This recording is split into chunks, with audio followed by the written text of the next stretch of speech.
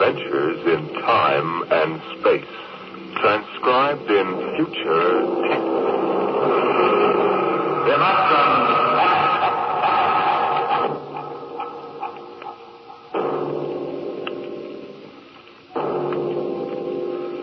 The National Broadcasting Company, in cooperation with Street and Smith, publishers of astounding science fiction, bring you Dimension X.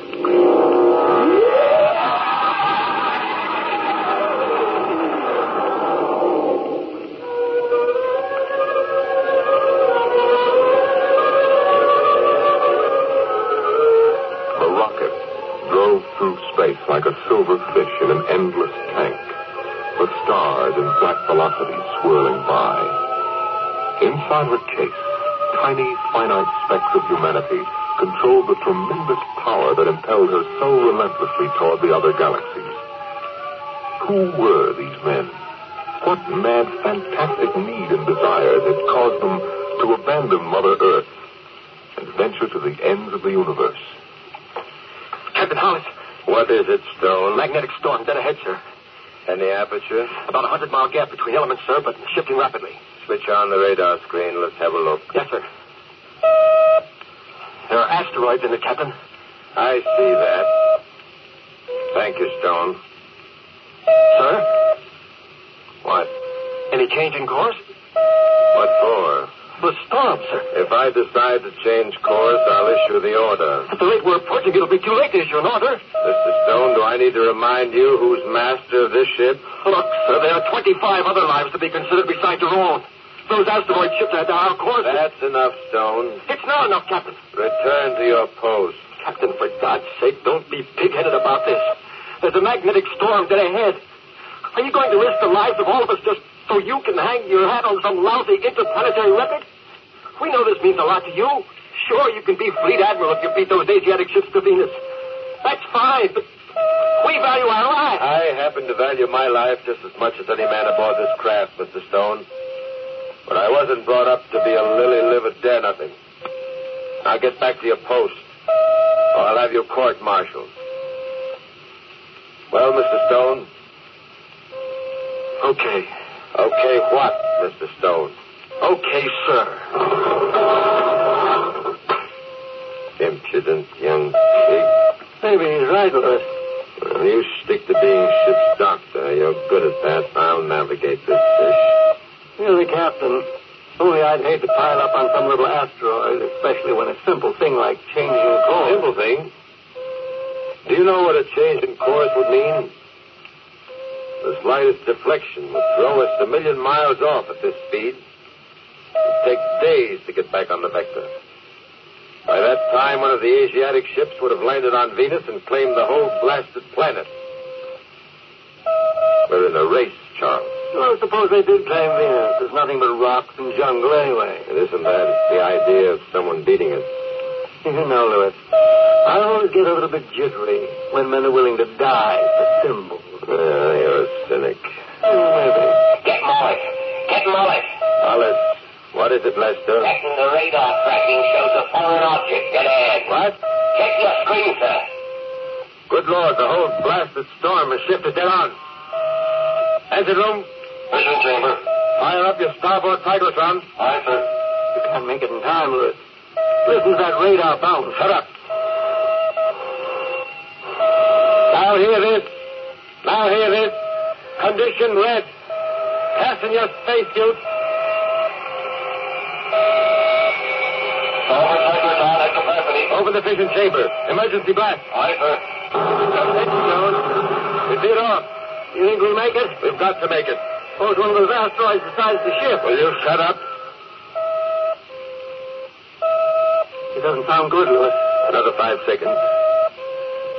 4, 3, 2. No, it's a meteorite. Good God! Look out!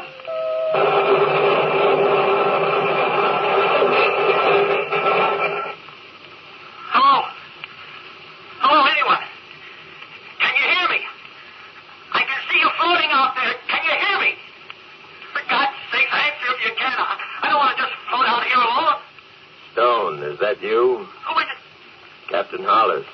What happened? We struck an asteroid. Ship blew up. Is anybody else alive? I don't know.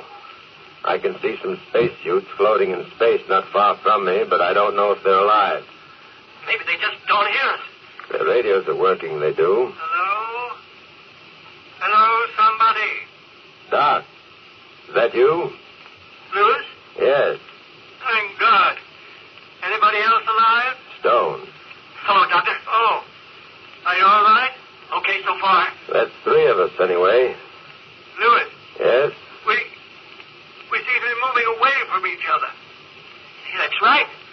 I can hardly see you now. It's the momentum. We were all thrown in different directions. Since there's no friction, we'll pick up speed. Isn't there some way we could stick together at least? I'm afraid not. If there's no friction, then there's nothing to stop us. That's right, Stone. But then we'll just keep falling. Maybe forever. Not forever. You'll fall until you get into one of the gravitational fields of some planet. After that, you'll fall toward the planet. Mother in heaven, what a way to die. Nobody's going to die. Those Asiatic ships will be along this way. We can radio to them when they get in range. Aren't you forgetting something, Lewis? What's that? The commanders of those other ships may not be quite so willing to run through a magnetic storm. They may have altered course. If they have, they won't come within 1,000,000 miles of us. We'll have to take our chances on that. It's a long way down. A long, long way down. Let's have no talk of that kind, Stone. I don't want to die. Stone, I said, can it? Can it yourself. What? You heard me. This is a mutiny of one. Don't try to put your rank on me now, mister. You'll be 10,000 miles away in another hour. So help me, I'll have you court-martialed when we're picked up. Let's not kid ourselves. Nobody's going to be picked up. I've got a few things to get off my chest before we lose contact with each other. Don't let it drop. Let him talk. Thanks. Your ship was a bad ship, and you were a bad captain. I hope you break when you hit the moon. Thanks for the goodwill, Stone. That isn't all. I believe there are different kinds of deaths, Captain. Just as there are different kinds of lives. Yours should be pretty interesting because you've been dead for years. No. Let him. When was the last time you had an honest human feeling, Captain? I'll bet you don't even remember when. I don't think you're capable of any kind of strong feeling. Do you have a wife, Captain?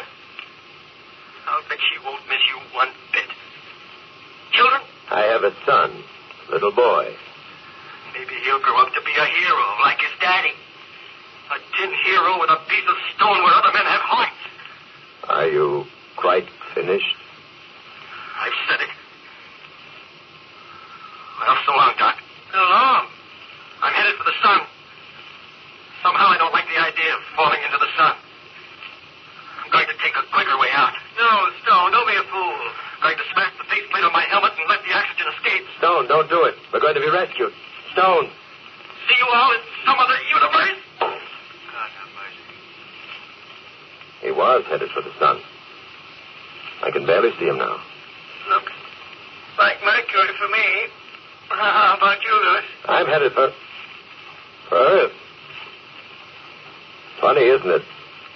That I should be going back to Mother Earth this way. I'm nothing but a human meteor, Charles. When I hit the Earth's atmosphere, I'll burn like a match.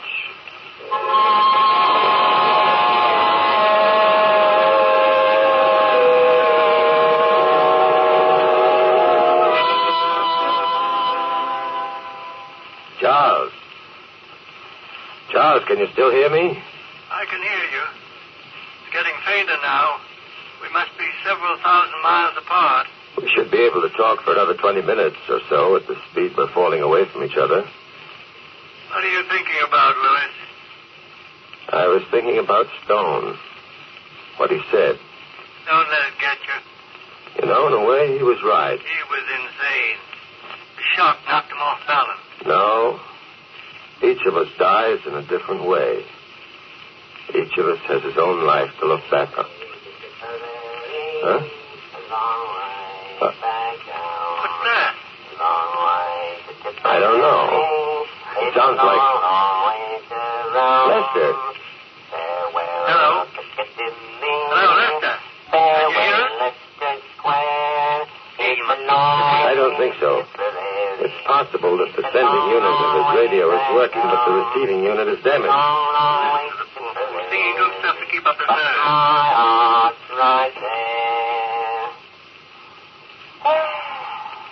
Hello? Anybody alive?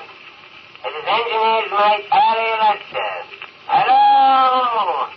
Mother of heaven, ain't there somebody that talks to me at least? Lester, can you hear me? Hello? Listen, anybody. If you can hear me, this is engineer's mate, Harry Lester. We had an accident. We were... Oh, what's the use? He doesn't even know we can hear him. Poor devil may have forgotten to switch on his receiving unit. Well, there are three of us again anyway. There isn't much comfort. Maybe Stone's way is best. Don't be a fool. They're going to be picked up. I doubt We it. must. I must. I've too much to accomplish in life to die like this. A fellow like Stone or Lester, they come a dime a dozen. But I was in line to be commander of the whole fleet. You know what that means, Charles? Commander of the hemisphere. No, I don't know what it means. I never wanted to be commander of anything but myself. And I never even came close to that. Helen was counting on it. Stevie, too, in his own little way. It's hardest for Helen. Steely's too young to understand. He'll know. He'll know his daddy went out with a ship. Like a man. They'll give him a medal. Louis, I'm beginning to think that maybe Stone was right about you. Huh? What do you mean? Oh, nothing. No, Charles. I want to know. We've shipped together a good many years. You never told me what you really think of me, whether or not you've envied my success. I'd like to know now. We've nothing to do but talk anyway. I have never envied anything except the fact that you're falling back to earth, Louis. I've admired you as I admire some sort of perfect machine. But that's where it stopped. You know the trouble with you, Louis? Well? You can't cry. What? You can't cry. Well, men don't cry, only children. That's what I mean, Louis. You can't cry. I don't know what the devil you're babbling about. Well, skip it. Now, look here. There's one thing... I had a wife on Mars. I had a wife on Jupiter. And I had a wife on Venus. Every one of them had money and treated me swell. What's he babbling about? I don't know. He seems to be reminiscing about his life. I had some nice times, I did. Of course, Roxy. She didn't know about any of them others. Roxy.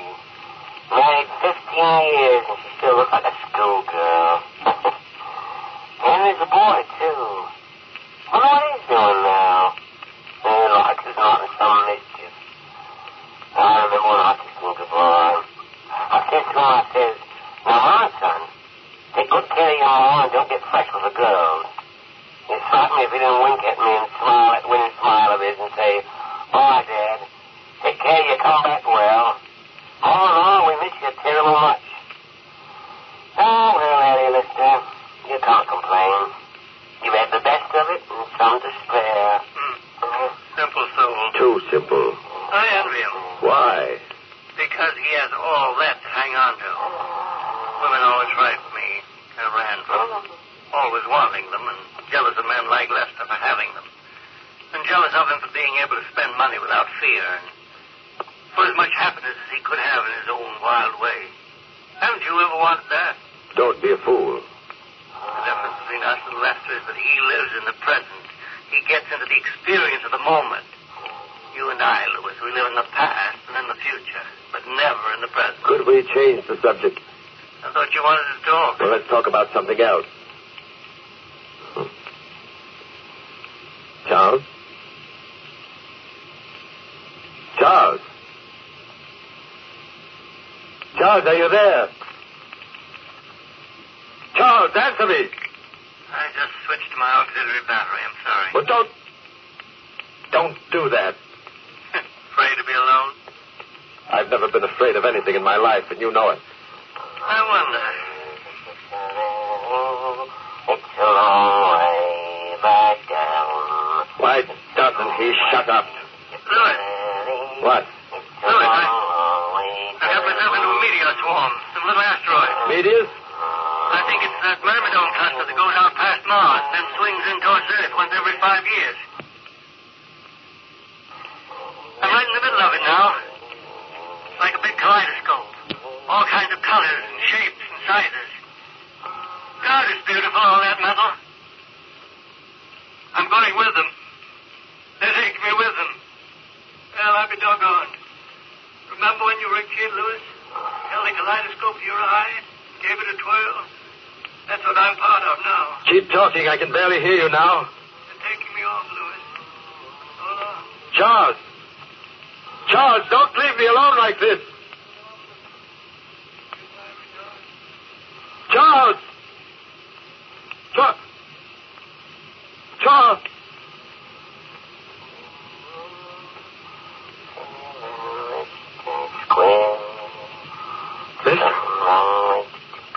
Lester! Lester, can you hear me? Oh, it's a good time. I got drunk once and gambled away $1,000. Why don't you shut up? And there was a time Roxy and I made love on the sand down at Old Gate Bridge. It's all over, Lester. It's just as if it never happened. And Annie, you've no regrets, really. What good does it do you, you fool? When the thing's over, it's not good anymore. You're no better off than me. Look at what I've accomplished. Roxy. You floating there, languishing over some skinny, misbegotten slut of a wife. Roxy. My wife is beautiful. Understand? Beautiful. Like marble. Well, Like chiseled marble. You'll find herself another man. She'll have some more good times. No, she won't. She'll be faithful to my memory. Helen, you will be faithful, won't you? You'll never forget me. It's a long way. I won't listen. I'll switch off my radio.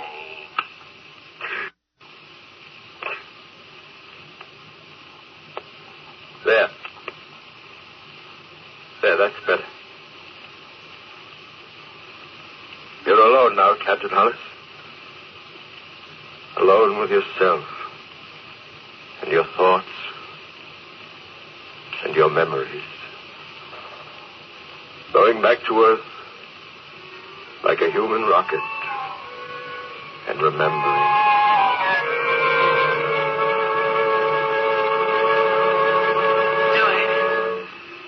Louis, is that you?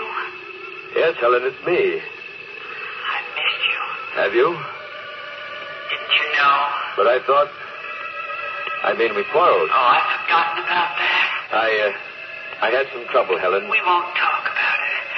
You're home now. That's the important thing. Stevie is so excited. Stevie, where is he? Right here, darling.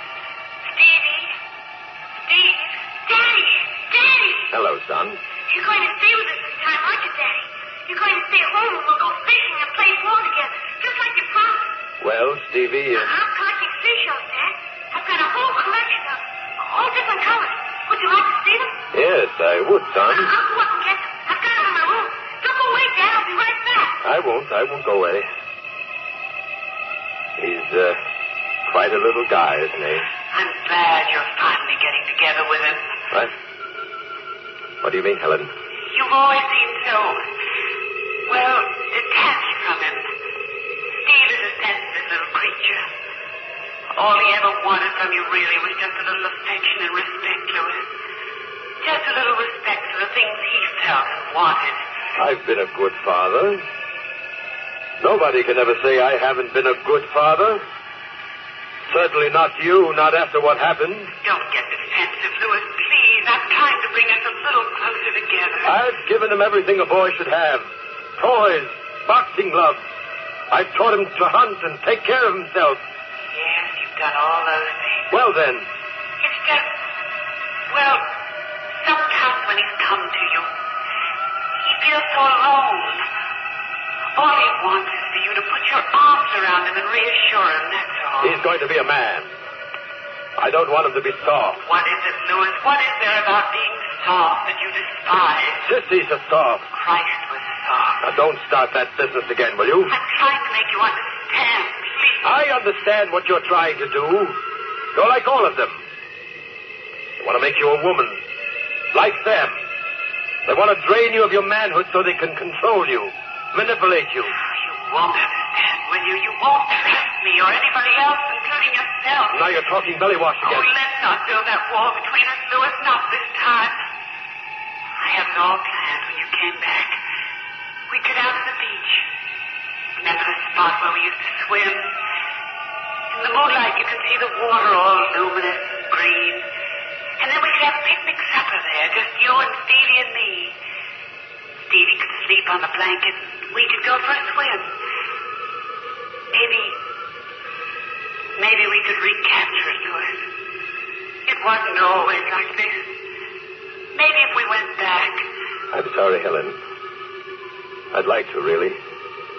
But, well, I'm shipping out tonight. Tonight? I've got a new command, new ship. Having lunch with the Admiral this afternoon. But you said you'd stay. This is an important thing, Helen. This is the most important thing that ever happened to me. More important than going for a swim. You don't get a chance of being fleet commander every day. You can go for a swim anytime. Yes, but we never do. Now, look, honey. Ever since I was a cadet, I've been pointing toward this job. It's big. If I'm a success, you can name your own ticket. Big house up in Connecticut. Chauffeur. Finest schools for Steve. I want you, Louis. Now, don't be unreasonable. Don't you be unemotional. What? I said don't be unemotional. I don't understand. No, I don't suppose you ever will. Let's not quarrel. Why do we always end up quarreling? Well, it's almost time now. Louis, let me try once more. Goodbye, Helen. Say goodbye to the boy. All right, Louis. Goodbye. Helen. Where are you, Helen? Helen? Oh, no, I must be going out of my mind. The whole thing was nothing but a dream. If only I had someone to talk to. Captain? Captain Lewis, is that you? Lester? Yes. No, it's just another part of the same nightmare. Captain Lewis, can you hear me? Why must I be tortured like this? Captain, if you can hear me, for heaven's sake, answer. I found a tube loose in this receiver. I can hear you talking to yourself. Lester, is it really you? Yes, sir. Thank heavens, Captain. Are any of the others still alive? Stone went to the sun. Dr. Carter went off with a meteor swarm. The others are scattered all over the universe by now. I'm headed right for Earth. I'll be in the orbit soon. It's good to hear your voice, sir. I was going insane all by myself here. Seems like I've been singing and talking the whole bloody night. We heard you. I'm glad we can reach one another. Yeah, me too, sir. Are you really glad, Lester? I should think you'd hate and despise me. Why, sir? I could have saved us all by changing course. Well, the way I see it, Captain, you did what you believed in. That's the way each of us has to do. Thank you, Lester. Yeah, how long do you figure we got, sir? Not long, I'm afraid. At least not me. It's a terrible thing, ain't it, Captain? I mean, knowing you're going to die and not being able to do anything. At least you've got pleasant memories. Me, sir? No, never mind the hell of beans. I should think you'd have some good thoughts to remember yourself. I never lived, Lester. Sir? It's true, I never lived. But you were wise. We were strangers. We never knew each other. A son? A son. Lester, would you believe it if I told you I'd never put my arms around the boy and let him know how much I loved him? Oh, it's hard to believe, sir. It's true. It's odd that you talk like this, Captain. I always envied you your position. You were commander. I thought so, too, but I know better now. My whole life was nothing but a running away from my own feelings. I had everything I really wanted. All I had to do was reach out my hand. There was Helen, Stevie, pleasures. And I turned my back and looked at the stars. When they came to me filled with their love and their warmth, I ran. I fled to the stars and to the ends of the universe. It was all so wrong. How do things like that happen to us, Lester? I don't know, sir. We were going to be divorced, Helen and I. Oh? Stupid, idiotic. Well, maybe you'll be picked up, Captain. There's lots of spaceships taking off from Earth. Maybe one before you hit the atmosphere. If I dare to hope. We aren't that lucky, Lester. Not many get a second chance. Well, keep I hoping. can see you now, Lester. Mother Earth, big and green and rich. Won't be more than a few minutes at this rate. Oh, still something. Captain, you still there? Yes, I can feel the friction starting now. I'll burn in a minute, and I'll be scattered like ashes all across the land. Funny, that's a useful act, isn't it, to help other things grow? Oh, now don't talk like that, Captain. I'm sorry, Lester. You're a good man. I hope they rescue you. Well, I believe you're a good man, Captain. Maybe, Lester. Maybe I am, after all. Oh, you just got a bit twisted, sorry, that's all. It wasn't your fault. No, it wasn't my blame. Funny. Sir? I feel a sense of calm now. Almost relief. Did you ever get out of a cold shower and feel like a new man? Clean and ready for breakfast and a new day? I have a feeling like that. It's a beautiful old earth, Lester. Good to go home. I wonder if anyone will see me. Captain! Oh.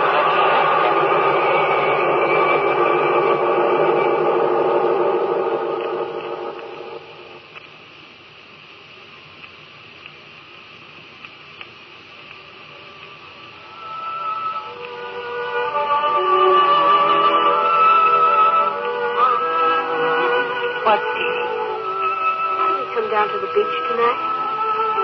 I don't know. I just wanted to see the ocean and the stars. Are you cold? No. Mom? Yes, darling. When's Dad coming back? I don't know, Steve. I don't know. Mom? What's the matter between you and Dad? Matter? Oh, nothing you'd understand. Don't you love each other? I suppose in a way we do. It used to be quite different. Long ago, when you were a tiny, tiny baby, your father and I used to come down here and swim at night. I was the first girl he ever loved. And then somehow something happened. He got frightened or something, and we sort of lost each other. Oh.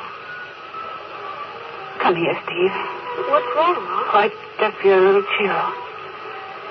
Perhaps we'd better be getting back. It's almost your bedtime. Okay, Mom. Mom!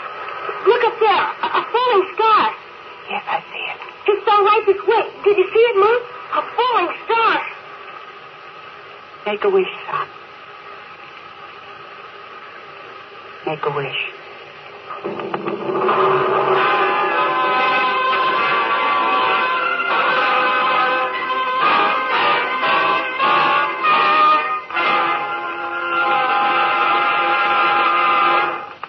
You've just heard another adventure into the unknown world of the future. The world of...